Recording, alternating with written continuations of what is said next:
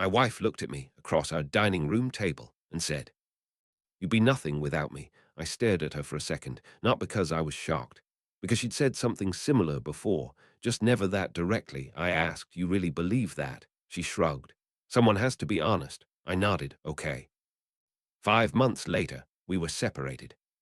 And for the first time in our marriage, I stopped trying to prove my worth to someone who had already decided I didn't have any. When I met Lauren, she was confident. That was one of the things I liked about her. She knew what she wanted. She was ambitious, organized, the kind of person who always had a plan. At the time, I was building my career in commercial property management. Nothing glamorous, just steady work and long hours. Lauren often joked that I was too serious. I joked that she planned everything 6 months in advance. For a while, it worked. We balanced each other. At least that's what I believed. The first red flag showed up after we got married. Whenever something went well in my life, Lauren somehow became part of the credit. If I received positive feedback at work, she'd say, "Good thing I convinced you to take that position." If I completed a difficult project, she'd remind me she'd supported me through it. At first, it sounded harmless. Supportive, even. Then I started noticing a pattern. Successes became ours. Mistakes remained mine. The second red flag came from her mother. Diane loved reminding everyone how much Lauren did for me. Every family gathering seemed to include some variation of the same speech. "Lauren keeps everything together. Lauren takes care of him. I don't know what he'd do without Lauren." Everyone laughed, including me. At first. Then I noticed nobody ever said the opposite. Nobody talked about the bills I paid, the overtime I worked, the repairs I handled, the responsibilities I carried. The narrative was already written. Lauren was the reason my life functioned. I was just lucky to have her. The third red flag appeared whenever I disagreed with her. Lauren didn't like disagreement. Not yelling, not conflict, disagreement. If I had a different opinion, she'd act like I was creating unnecessary problems. One evening, we were discussing a financial decision. Nothing major, just a renovation project. I suggested waiting 6 months. Lauren immediately sighed. "There you go again." What? Making things harder. The conversation wasn't about the renovation anymore. It became about my attitude. That happened a lot. The actual issue disappeared. My reaction became the issue. I ignored it. Mistake number one. The fourth red flag involved her friend Melissa. Melissa was the type of person who treated every relationship like a competition. According to her, women should always have the upper hand. Every disagreement somehow became evidence that men were insecure. Lauren spent more and more time with her. And gradually, some of those ideas started appearing in our marriage. Whenever I raised concerns, I wasn't communicating. I was controlling. Whenever I wanted input on a decision, I wasn't being responsible. I was being difficult. The language changed, and with it, the relationship. A year later, I received a promotion. It was something I'd worked toward for years. I remember coming home excited. Lauren congratulated me.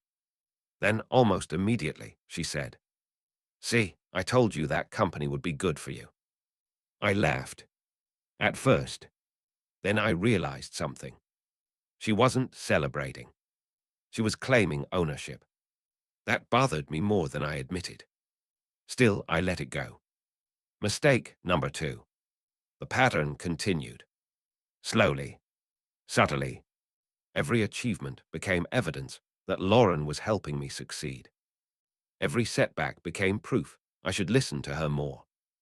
And over time, something strange started happening. I found myself explaining my own accomplishments, defending my own decisions, justifying my own value. That should have been a warning. Instead, I adapted. Mistake number 3. Then came the incident that changed everything. One Saturday afternoon, I met an old colleague for lunch. We discussed a business opportunity. Nothing definite, just possibilities. When I got home, Lauren immediately started questioning me. Not because she was concerned, because she was irritated. Apparently, she didn't like the fact that I had discussed future opportunities before discussing them with her. I explained it wasn't a decision, just a conversation. That didn't matter. The argument continued for nearly an hour. Every point I made was dismissed. Every explanation became another reason I was wrong. Eventually, I became frustrated. Not angry, frustrated. And I made the mistake of asking a simple question. Why do you act like every decision in my life belongs to you? The room went silent. Lauren looked at me, folded her arms, and delivered the sentence that changed everything. You'd be nothing without me. For several seconds, neither of us spoke. Then she looked away and continued scrolling on her phone, like she'd said something completely normal. And for the first time in our marriage, I started wondering whether she actually believed it.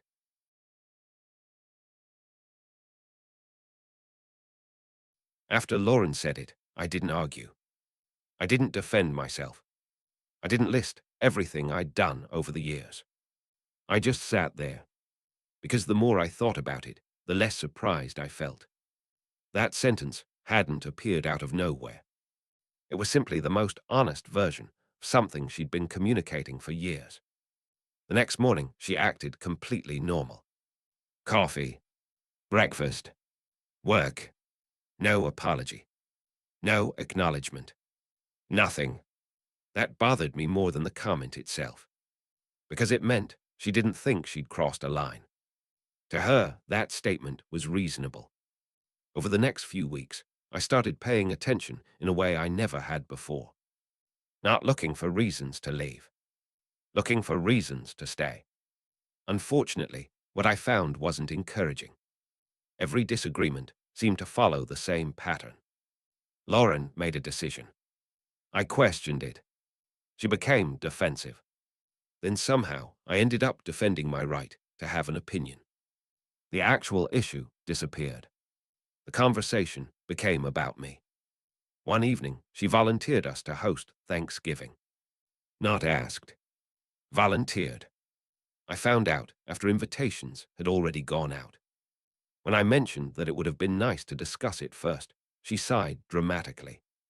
Your acting like this is a big deal. I stayed calm. It affects both of us. No, you're choosing to make it a problem. There it was again. The issue wasn't the decision. The issue was my reaction to the decision. The pattern was becoming impossible to ignore. Then Melissa got involved. Again. A few days later, Lauren came home, repeating almost the exact same arguments Melissa had made years earlier. She talked about confidence, independence, partnership, except somehow every version of partnership involved Lauren making decisions and me accepting them. I started noticing how often Melissa reinforced that behavior. Whenever Lauren felt challenged, Melissa validated her. Whenever Lauren was wrong, Melissa found a justification. The result was predictable. Lauren became increasingly certain she was always right. A month later, another incident happened. My company offered me an opportunity to relocate for a higher-level position. Nothing official, just exploratory conversations. When I mentioned it, Lauren immediately dismissed the idea. We're not moving. I remember staring at her. Not because she disagreed, because she acted like the discussion was already over. What if it's a good opportunity? It doesn't matter. Why? Because I said no. That answer stayed with me. Not because of the relocation, because of what it revealed. My opinion wasn't part of the decision-making process anymore. If Lauren wanted something, discussion happened. If she didn't want something, discussion ended. The double standard was obvious. The emotional exhaustion started building after that. Every conversation felt repetitive. Not the words, the structure. I would try to communicate. She would dismiss it. I would explain further. She would accuse me of being difficult. Nothing moved forward. Nothing changed. Then came the discovery that finally connected everything. It happened during a family dinner. Diane was telling one of her usual stories about how much Lauren helped people. At some point she laughed and said, "Lauren's always been the strong one. People depend on her." Everyone nodded. Then Diane added something interesting. Even as a kid, she used to say people needed her more than she needed them. The table laughed. I didn't, because suddenly everything made sense. The comments, the control, the dismissiveness, the certainty. This wasn't just arrogance. It was a belief. Lauren genuinely believed she was the reason other people's lives worked. That belief explained why she claimed credit for my success, why she minimized my contributions, why she acted like leaving wasn't a real option. For the first time, I understood the actual problem. The issue wasn't one sentence. The issue was that she truly believed it. And once I saw that, I couldn't unsee it. A few weeks later, things escalated again. Lauren made another financial decision without discussing it. Not catastrophic, but significant. When I calmly asked why she hadn't mentioned it, she immediately became irritated. Then came the familiar accusations. You never trust me. You always question everything. You make simple things complicated. I remember sitting there feeling tired. Not angry, just tired. Because none of those statements addressed the actual issue. They were distractions. And for years, I'd been chasing those distractions, trying to defend myself, trying to prove I wasn't controlling, trying to prove I wasn't difficult. Suddenly, I realized how pointless that had become. Then came the conversation that changed everything. We were sitting in the living room on a Thursday evening. No raised voices, no dramatic confrontation, just another discussion that followed a familiar script. I told Lauren I felt increasingly excluded from decisions that affected both of us. She rolled her eyes. Here we go. I'm serious. No, you're insecure. I stayed calm. That's not what this is about. She laughed. Actually laughed. Then she said something I'd heard in different forms for years. If it wasn't for me, you'd still be stuck where you started. That was the moment. Not because the comment hurt, because it confirmed everything. She wasn't accidentally disrespecting me. She genuinely saw herself as the reason for my success, the reason for my stability, the reason for my life. Then she stood up, folded her arms, and delivered the ultimatum. If you're so unhappy, maybe we should separate. The room became quiet. Lauren looked completely confident, completely certain, like she already knew how the conversation would end. For years, she probably did. I would have argued, explained, compromised. This time, I simply nodded. Okay. For the first time all evening, her expression changed. What? Okay. The confidence flickered. Just briefly. Then it returned. Because she still believed the same thing she'd always believed. That I needed her. That I'd come back. That separation would simply prove her point. What she didn't realize was that I had finally stopped trying to convince someone of my value. And once that happened, there was nothing left to argue about.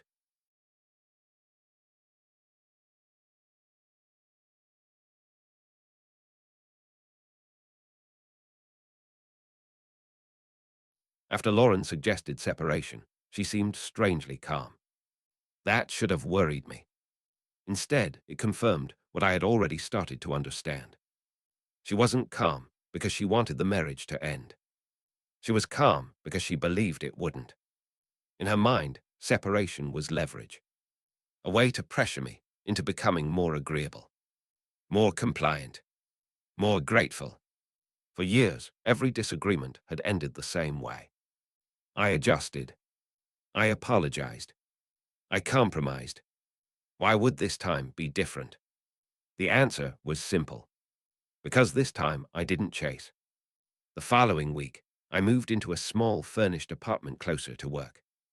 Nothing dramatic. No screaming.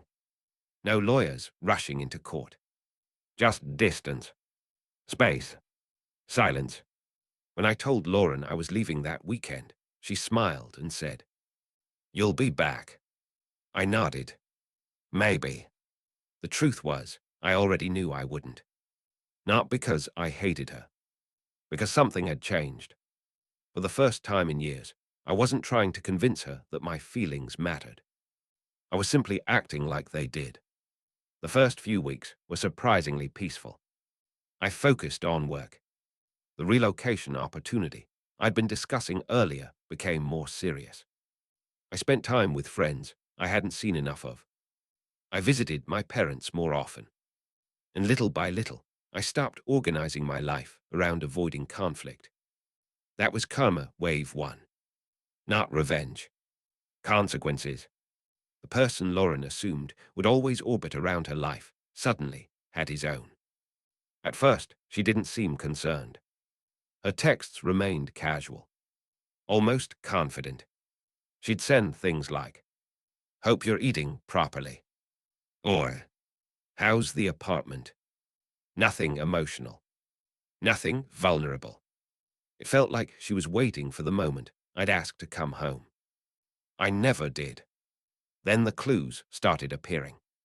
A mutual friend called me one evening. During the conversation, Lauren came up. Apparently, she'd been telling people the separation was temporary, that I'd eventually realize what I'd lost. Most people nodded politely. But months were passing, and reality wasn't cooperating.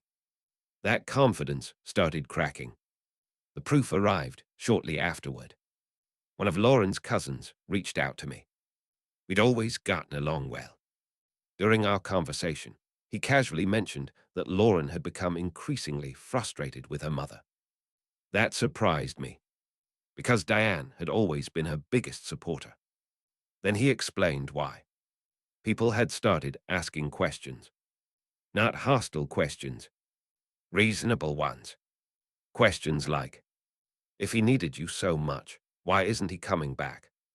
That question lingered, because it went straight to the heart of Lauren's belief. The belief that had driven everything. The belief that I depended on her more than she depended on me. The belief that my success belonged partly to her. The belief that I couldn't function without her. Reality was slowly challenging all of it. Then came the witness. About 4 months after the separation began, Diane called me. That had never happened before. The conversation started awkwardly. Small talk. Questions about work. Questions about family. Then she sighed and said something I never expected. "I think Lauren underestimated you." I stayed quiet. Diane continued. "I don't think she ever believed you'd actually leave." There it was. Confirmation. Not from a friend. Not from me. From the person who had reinforced that belief for years. For the first time, someone inside Lauren's circle acknowledged what had happened. The separation wasn't exposing my weakness. It was exposing an assumption that had been wrong all along. Then came karma wave 2, the social consequence. As time passed, fewer people automatically agreed with Lauren. Not because they disliked her, because the facts became difficult to ignore. I was doing fine. Work was going well. My friendships were strong. My family relationships were stronger. The story she'd always believed, that I needed her to function, was becoming harder to defend. And once people stop validating a belief, that belief becomes much harder to maintain. Eventually, Lauren asked if we could meet. I agreed, not because I wanted reconciliation, because I wanted clarity. We met at a quiet cafe one Saturday morning. She looked different, not physically, emotionally. The certainty was gone. For years, Lauren had walked into every disagreement convinced she understood exactly how things would end. That confidence wasn't there anymore. We talked for a while, mostly about practical matters. Then there was a long silence. Finally, she asked, "Are you really happy?" It was an honest question, maybe the first truly honest question she'd asked in a long time. I thought about it, then nodded. Yeah. She looked down at her coffee. For several seconds, she didn't say anything. Then she quietly said, "I never thought that would happen." I knew exactly what she meant. She never thought I'd be okay without her. Then came the realization. Not dramatic, not cinematic, just honest. Lauren looked at me and said, "I think I spent years believing you needed me more than I needed you." I nodded. Neither of us argued. There was nothing left to argue about. Reality had already answered the question. That was karma wave 3. The emotional consequence. Not losing a husband. Losing a belief. The belief that love guarantees permanence. The belief that people stay no matter how they're treated. The belief that someone else's success belongs to you. As for me, life kept moving forward. I accepted the relocation opportunity. Built new routines. Strengthened relationships that had been neglected. Most importantly, I regained something I didn't realize I'd lost. Self-respect. Looking back, I don't think Lauren was trying to destroy the marriage. I think she genuinely believed she was helping me. The problem was that somewhere along the way, support became ownership. Encouragement became control. And confidence became entitlement. The marriage didn't end because she said, "You'd be nothing without me." It ended because that sentence revealed a belief that had been shaping our relationship for years. A belief that my value depended on her approval. For a long time, I helped keep that belief alive. By arguing, by defending myself, by trying to prove my worth. The day I stopped doing that, everything changed. Not because I won. Not because she lost. But because we both finally saw the truth. Respect isn't proven by how much disrespect you're willing to tolerate. And once I understood that, there was no reason to come back.